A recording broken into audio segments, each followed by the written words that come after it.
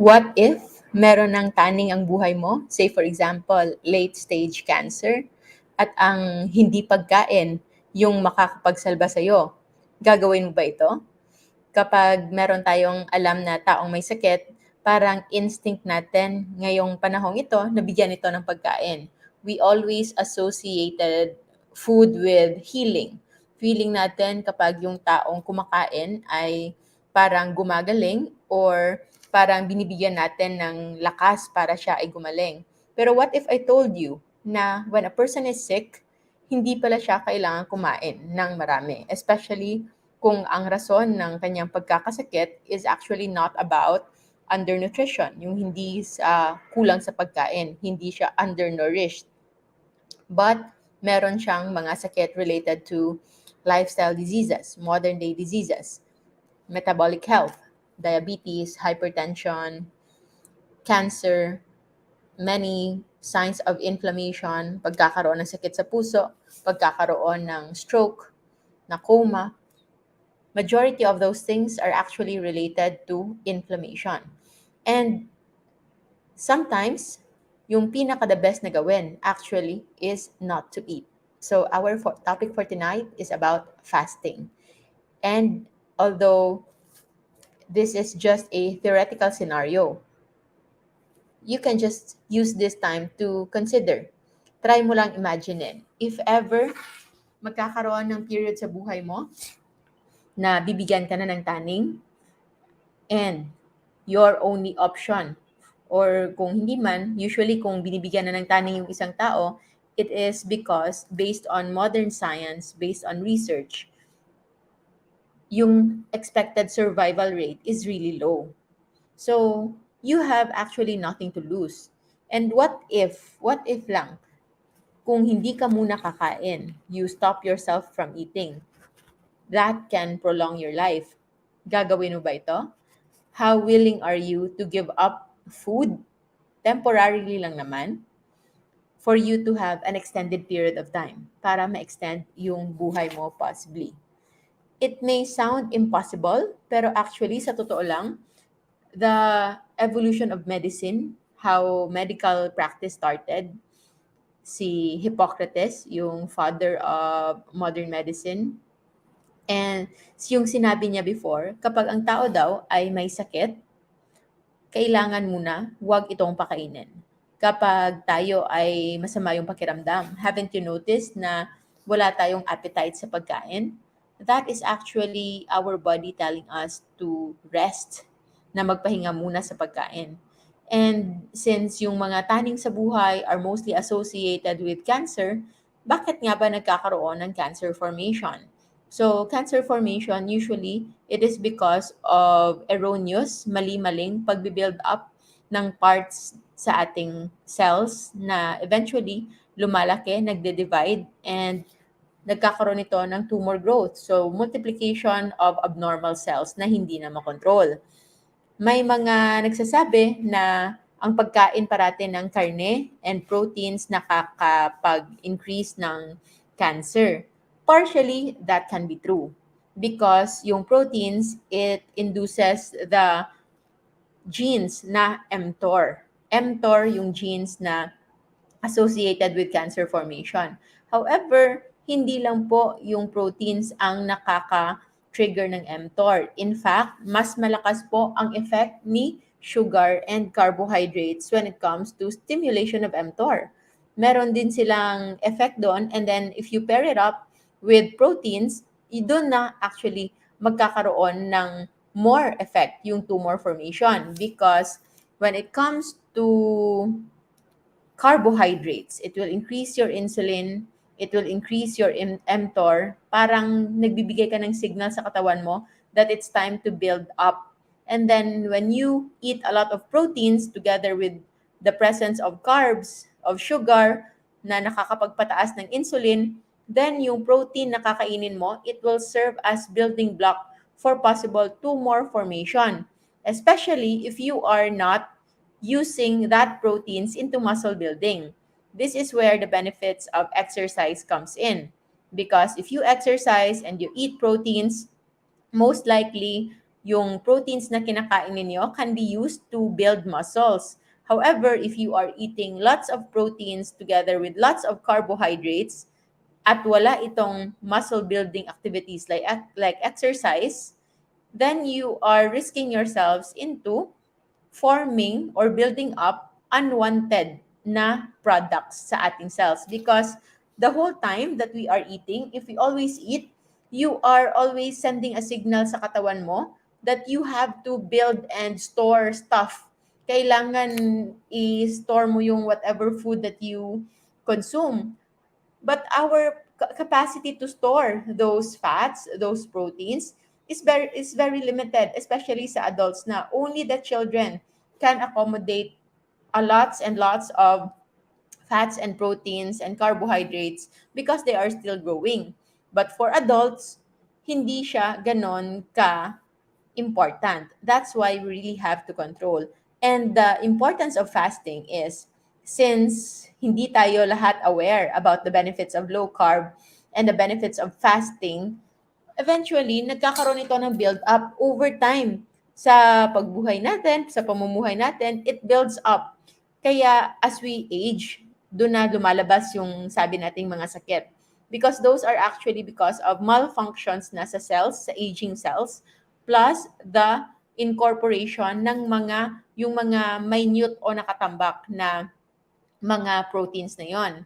And yung katawan natin, hindi niya mawawala, hindi niya ma-eliminate, hindi niya malilinis yung kanyang sarili as long as you keep on adding food, as long as you keep on providing too much of those metabolites, yung mga ingredients. And yes, that can still be proteins, that can still be fats, that can still be carbohydrates.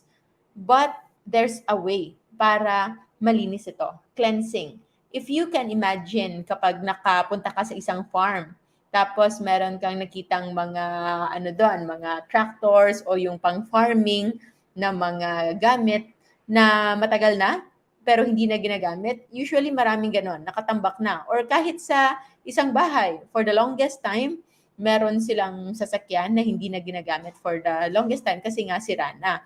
Hindi nila ito tinatapon, hindi din nila ito inaayos kasi nga mas mahal pa kung aayusin ito. So, nandyan lang nakatambak.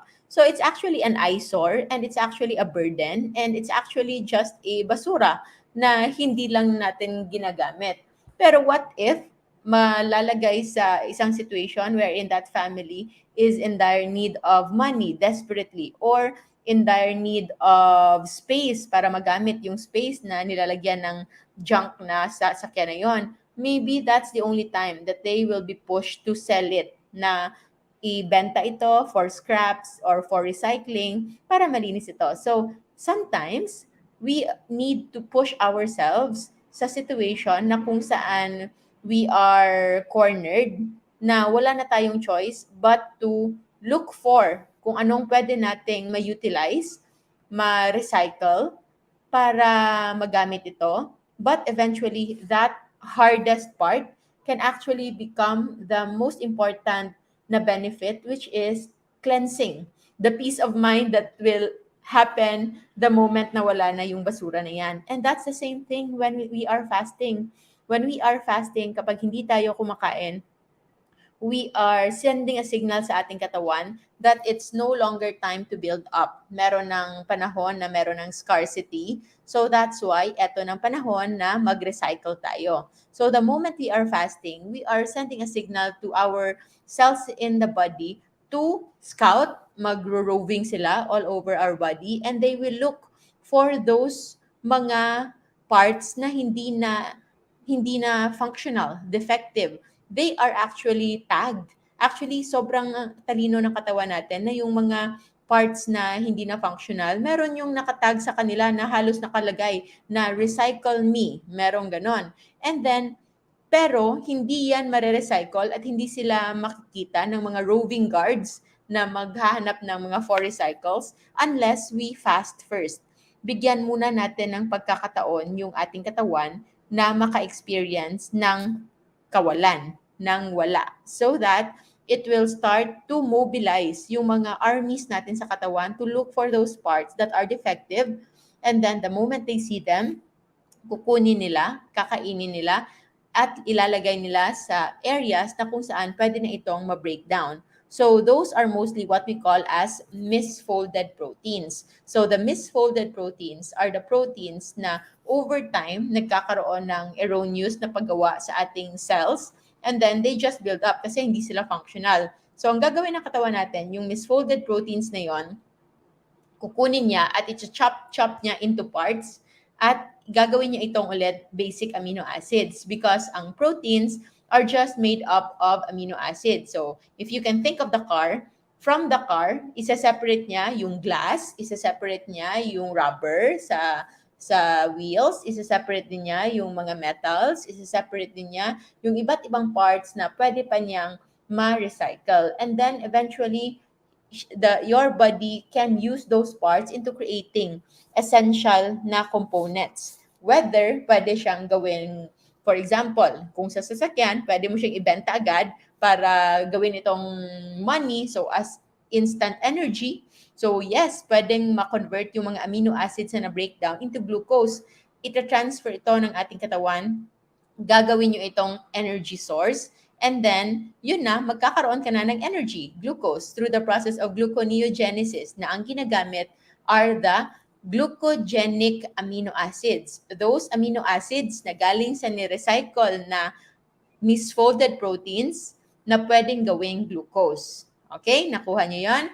So, yung mangyayari, as your body recycles that and making it into energy, converting it into glucose, it is also cleansing that body part. And the moment na yung body part na yan ay nalinis na, that can actually function well.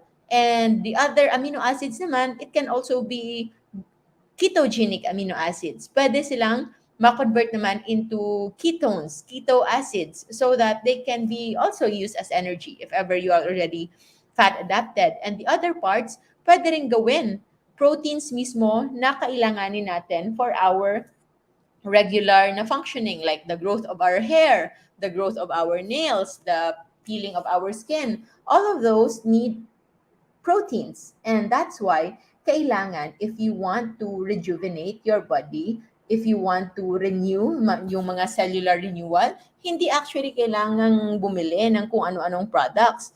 That's already innate in our system. Kayang-kaya na ng katawan natin. And yung ating theoretical scenario na kung meron ng taning yung buhay mo, and yung hindi pagkain, yun lang yung pwedeng makakapagsalba sa iyo o ma-extend ng buhay mo kung gagawin niyo ba ito. So, kayo ang makakapagsagot niyan. But definitely for me, yes, I will do it. That's also the reason why before I've experimented and tried many forms of fasting.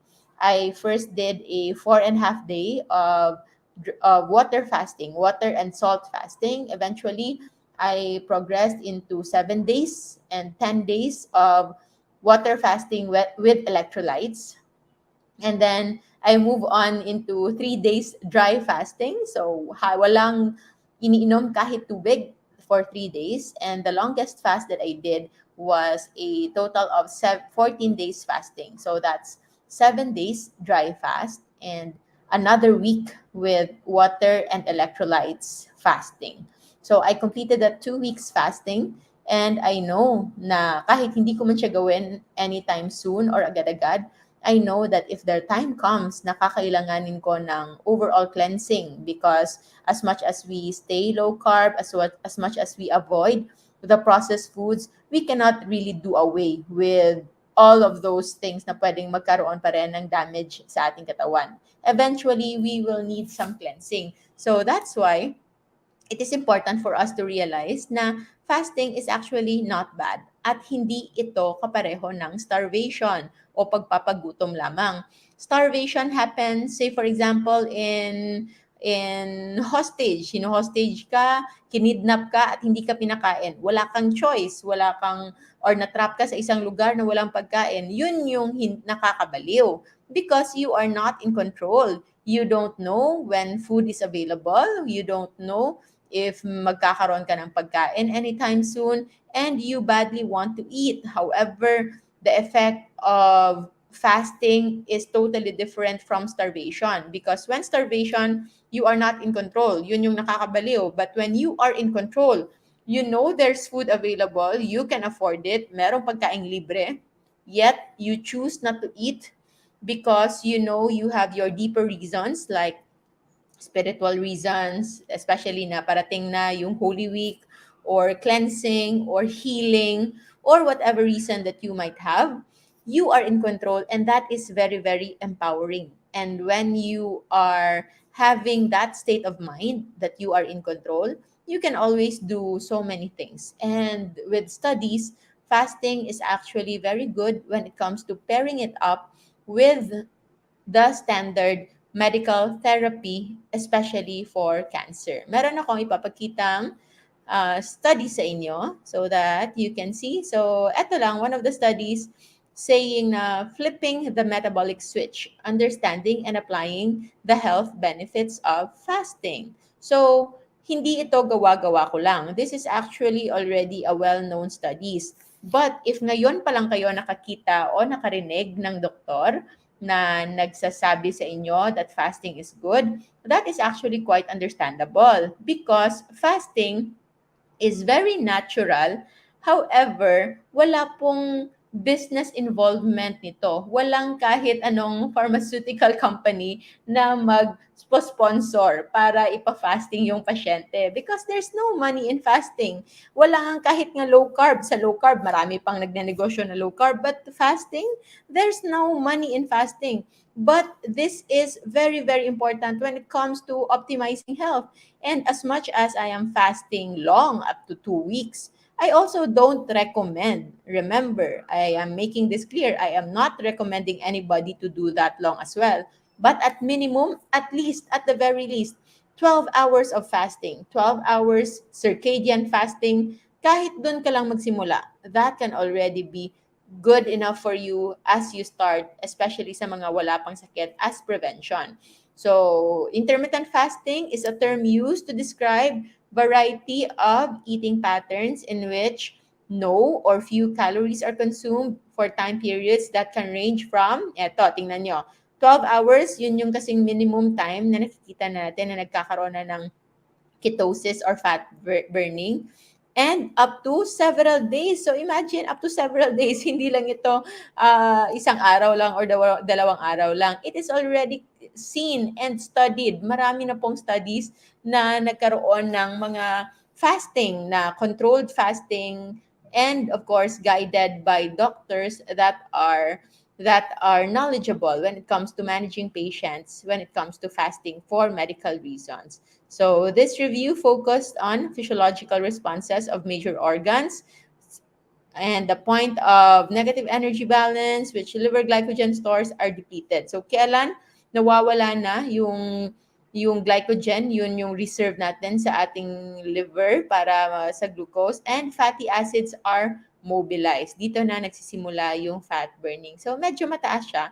So skip tayo on conclusion. Nakita na metabolic switch from glucose galing sa sugar up to fatty acid-derived ketones represents evolutionarily conserved triggers that shifts metabolism from lipid cholesterol synthesis and fat storage to fatty. Medyo ano siya, no, jargon, pero yung effect nito, yung ibig lang sabihin nito, kahit actually wala kang kinakain sa time na wala kang nagpa-fasting ka, yung pinaka-fears ng mga tao kasi is baka daw manghina sila kasi wala silang kinakain.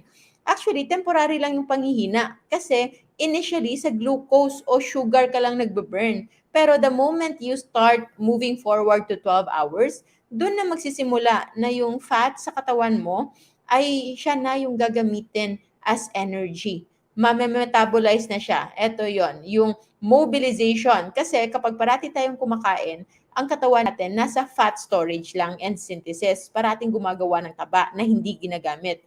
But the moment you already reach a point of ketosis sa pagpa-fasting, mobilization of fats, no?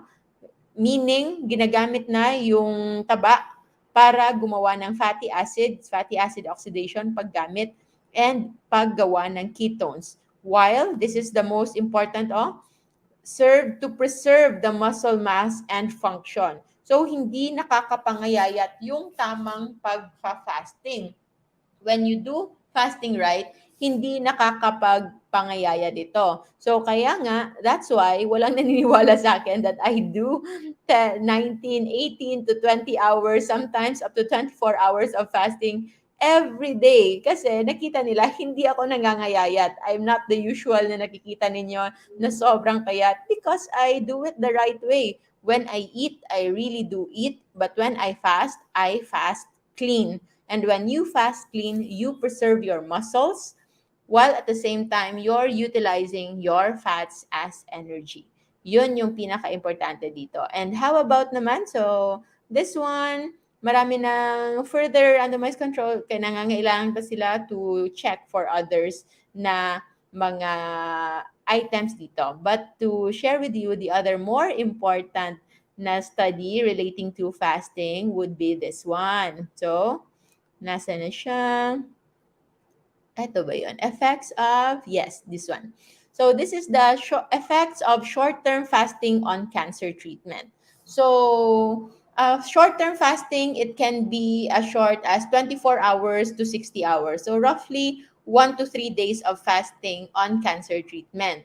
So nakita nila na eto, as background, dito ba tayo? Background, it's been established na caloric restriction reduces and delays incidence, inhibits tumor progression and metastasis in animal studies, and also even in human subjects. Merong long-term calorie restricted na diet has shown to have reduction in metabolic and hormonal factors related to cancer risk. So nakakapagpahaba talaga ng buhay. Kaya regardless of the food that you eat, but you eat less of it and you fast also, even unknowingly. Kaya meron tayong mga kilala dyan na yung mga nanay nila nasa 80, 90 years old na at sinasabi, kumakain naman siya ng kanin. Yes, kumakain sila ng kanin, but try to look. Usually, yung kinakain nila, kakaunti lang. 1 kutsara, 2 kutsara in a day. And what is consistent among many of those elderlies na living long lives are actually doing fasting. They eat before sundown. Yung isa nga, as early as 3 ng hapon, tapos na siyang kumain. Her next meal, at 96 years old, her next meal is already 8 o'clock the next day. So, she is actually fasting kung 3 and then 8, she is actually fasting 17 hours every day. At yung kinakain niya, kakaunti lang. So, that's why she is still alive and very alert, and yun yung kanyang one of her secrets. It's really fasting because every day you are inducing some degree of cleansing sa katawan, and when you eat, it's just enough the right food na kailangan mo lang for sustenance and to maintain your current health status. Meron lang akong ipapakita sa inyo dito ng a little history on fasting. But before that, eto kasi yung nangyayari. So, between healthy cells and cancer cells, kapag merong yung differential stress resistance nila and sensitization, yung effect nila sa stress. So, yung healthy cells, merong normal growth, normal needs for nutrients, merong ability to adapt. Whereas yung cancer cells naman, merong increased growth rate. Yung growth rate nila mas aggressive as compared to normal cells. And then, mas mataas yung kanilang need for nutrients. And hindi sila marunong mag-adjust, mag-adapt. So, when you do STF or short-term fasting, that is 24 hours to 60 hours based on these studies, okay? Yung normal cells na-activate nila ng kanilang nutrient sensors and they initiate maintenance and repair na mechanism sa katawan, and it protects itself against stressors. This is actually very protective.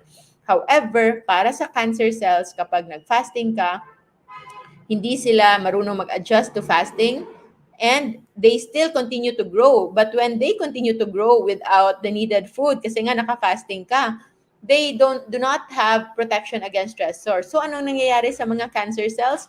Nagkakaroon ng damage, DNA damage sa kanilang cells, sa kanilang nucleus at tumataas ng oxidative stress. Whereas when we are doing fasting, especially sa mga healthy pa and for those healthy cells, there is actually decreased DNA damage and decreased oxidative stress. That's why konti rin yung toxicity of therapy. Whereas sa mga cancer cells, if you induce therapy, chemotherapy sa mga merong cancer cells but nagpa-fasting, there's actually an increased efficacy of therapy. So this is only showing how chemotherapy can actually be improved. The response to chemotherapy or radiotherapy sa cancers can even be improved when the person is fasting. And in here, yan yung mga specific dyan na mga explanation as to why is that, kung bakit ganyan, importante that you know that, and meron lang akong isi-share sa inyo dito. So, clinical studies of fasting. Kasi nga, yung iba, dahil first time sila nakarinig ng doktor na nag-a-advise na okay lang na hindi parating kumain, na tigil-tigilan yung pagkain, na okay lang mag-fast. Because not everybody is knowledgeable about fasting. And most importantly, this is not taught in medical school. Hindi ito napag-aralan sa medical school. I taught myself when it comes to fasting. Marami akong librong binasa after I became a doctor, and that's why I was confident when I did fasting on my own because I was monitoring myself, nagpapalaboratory ako while I'm doing fasting to check what goes on in my body. That's why I know it is very safe. But of course, you shouldn't take it as a medical advice. I'm just saying this to you for informational purposes, for medical purposes, because ito ay isang libreng paraan for us to really improve our health, pero nakalimutan na over time. So this is just a reminder of what we used to do as humans. So dito sa clinical studies of fasting, voluntary fasting has been performed by many centuries and purposes such as religious, ethical, and even cosmetic. Kasi nakakaganda ng skin. I remember when I was on my 14th day of fasting, sobra, feeling ko yung lahat ng dead skin ko nalagas. My skin is so shiny, sobrang lambot. Ibang-iba talaga yung pores, lumiit. Sobrang ganda ng skin ko that time. Anyway, Hippocrates was probably one of the first advocates of fasting for medical purposes. He recommended fasting during sickness. So si Hippocrates na yan, dyan siya sa kanya nanggaling yung Hippocratic Oath ng mga doktor that first, do no harm. So I am not saying that you do fasting na haphazardly without preparation because that is doing harm. No, I do not want you to be harmed. So anyway, several doctors, meron na rin nag-a-advise ng patient nila to listen, pakinggan yung fasting intake sa katawan, meaning the natural loss of appetite kapag ang isang tao ay may sakit. Pero, meron pa ba kayong doktor na narinig ngayon na nag-advise sa inyo yan? Most likely, hindi na because kami mismo, we are not taught this way and we are actually afraid na mag-fast yung pasyente. Usually nga, kapag walang kain, diretso agad, D5LR, D5NSS, lahat ng mga IV fluids, merong dextrose, and that is sugar because we are so afraid na baka mag-hypogly. Nakalimutan na namin na in med school, the moment that your body has low glucose, it has the capacity to create its own glucose through gluconeogenesis. That is in basic biochemistry book. At nandyan lang yan. Anybody can confirm it that it's a basic knowledge in biochemistry. Kaya nga lang, hindi na siya nafo-focus during clinical application. But that's why we are going back and trying to correct that. So scientific research on biomedical effects of fasting was performed from late 19th century when several non-obese humans fasted for, tingnan nyo to, 20 to 40 days. So for those na nagsasabing extreme ako, na para daw sobra-sobra yung pagpa-fasting ko, look at this research. 20 to 40 days. Pag nakita nyo to, biglang naging maliit yung 14 days na fasting ko. So this is just for you to know that this thing exists in the medical world. So, first clinical study of medical fasting for treatment of obesity was performed in 1915. And the authors reported short periods of 4 to 6 days of fasting is safe. So, eto. So, again, we are just discussing this for the sake of educational purposes at para ka ma-trigger yung inyong side to do your own research, which is actually what I did as well. The first time I heard about this, hindi ako makapaniwala na merong ganitong parang hidden secret when it comes to longer life, when it comes to correcting medical illness. Pero hindi ko lang na kita in medical school, and when I went back, yun nga, na dun siya sa aming biochem book pero nakaligtaan lang. So, you do not need to undergo the 20 to 4 days fasting. So, sabi nila dito, 4 to 6 days of fasting is safe and effective method for reducing body weight in obese humans. And if you are not obese, so yun nga sabi natin, kahit 12 hours lang, you might not know, baka okay na yon. Yung pinaka-fear na gusto kong mawala sa atin is yung takot sa gutom. Baka makaskip ako ng isang meal at magutom ako. Know that people can survive very long days na walang kinakain kahit hindi sila obese. But this one, the longest fasting period sa isang obese was 382 days ever recorded. But this one, I think umiinom siya ng vitamins and then water and then mga soup, but wala siyang nothing solid. So fasting therapy was observed to be generally safe and well tolerated. So mild side effects lang, and it is given mostly this is related to electrolyte imbalance like headache, dizziness, nausea, dyspepsia, and fatigue na nanghihina. Rare cases lang, very rare. More than 2 weeks fatal obese sa mga merong cardiac disease and diabetes. I think this was done not the right way and hindi na monitor ng mabuti. And in one case, 53-day fast caused Wernicke encephalopathy. So nagkaroon ng pamamaga ng problem sa kanilang brain. But who would advise 53-day fast? Okay? Sa isang pasyente pang may lymphoma. But anyway, in here, fasting is not suitable for patients with rare metabolic disease na glycogen storage disease or disorders of gluconeogenesis. Kasi nga, nangangailangan tayo ng gluconeogenesis na capacity. So, very rare yung mga taong walang capacity to create their own glucose. If you are alive now, most likely wala kang ganitong sakit. Don't worry. So, benefits of fasting, dito na tayo. Benefits of fasting, improve cardiovascular risk factors, decrease in blood pressure. So, fasting ha, walang kinakain, walang gamot, walang kahit ano. Kailan kayo nakarinig na wala kayong kahit anong kailangang bilhin, but bababa yung inyong blood pressure, improvement sa lipid profile, at insulin sensitivity, weight loss in obese and non-obese subject. So, okay, so weight loss during STF approximately 0.9 kilogram per day, so halos 1 kilo, no? And decreases during prolonged fasting to up to 0.3 kilogram per day na lang by the third week. So, hindi siya exponential. Eventually, as you go down to your fasting time, mas lumiliit yung inyong weight loss because that's our body's way to conserve it. Various studies examine potential benefits of fasting in the treatment of, tingnan nyo ito, mood disorders. Okay? So, sa mga ano dyan, merong mga anxiety, at kung ano-ano pa. Rheumatic diseases, merong rheumatic heart disease, rheumatoid arthritis, problems relating to kidneys na secondary to rheumatic diseases, asthma, chronic pain syndrome, hindi mawaring sakit, hindi alam kung saan nanggagaling, pagtaas ng blood pressure, and metabolic syndrome. And for example, large cohort studies, chronic illness and pain syndromes use very low-calorie diet for 7 days showed increased quality of life without serious side effects. Diba? Sobrang ganda.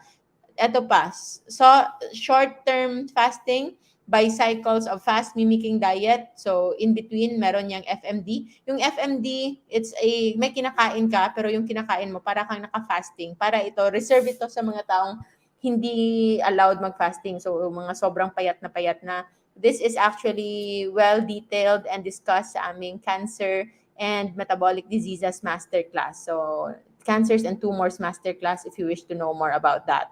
So, it reduces common risk for cardiovascular disease, diabetes, and aging. So, if you want to live long, eat less, such as lowering blood pressure, body weight, glucose, triglycerides, and cholesterol. Yun yung maraming questions sa live Q&A namin today. Kasi daw, 3, 4 months sila nag-low carb, pero their triglycerides and cholesterol and VLDL are high. So I said, that's not, possibly you are not doing it the right way. Syempre, mga bagbaguhan yon sa masterclass, and I'm glad that they choose to be guided this time to correct it, because if you do low carb the right way, it will have these kinds of effect, and fasting can complete the healing process. So low carb is just our introduction actually for us to be adapted into fasting, because low carb is the best route when it comes to cleansing our body, pero yung ultimate healing will come from fasting, and fasting is made